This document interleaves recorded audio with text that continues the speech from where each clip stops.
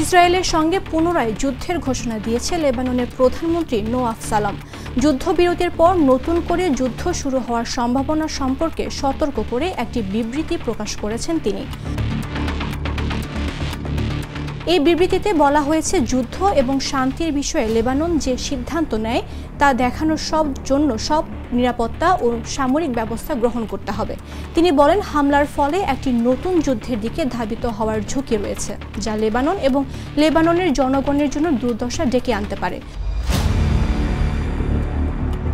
সম্প্রতি লেবানন থেকে ইসরায়েলের দফায় দফায় রকেট হামলা চালানো হয়েছে।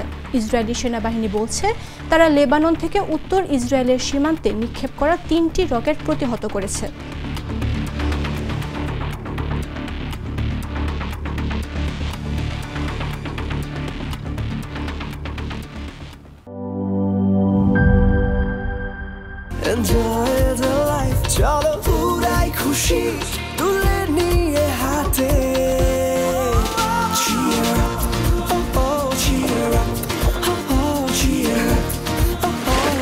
চিল হবে রিফ্রেশিং মুডে।